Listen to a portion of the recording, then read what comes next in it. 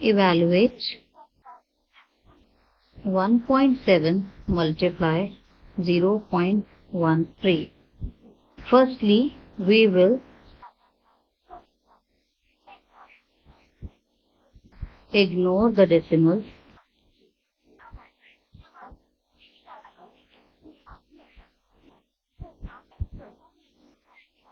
and multiply the numbers.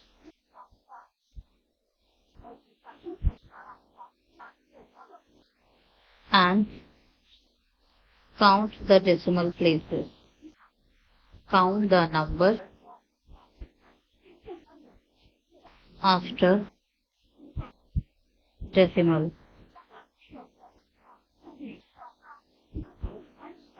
So, we'll simply multiply 17 multiply 13, which is 7 3s are 21. Then we have carry over 2, 3 1s are 3 plus 2 is 5, 1 7s are 7, 1 1s are 1. So the answer is 221.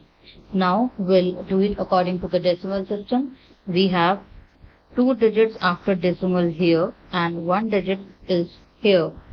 So we have total 3 digits after decimal. Therefore, 1.7 multiplied 0.13 is equal to 0.221.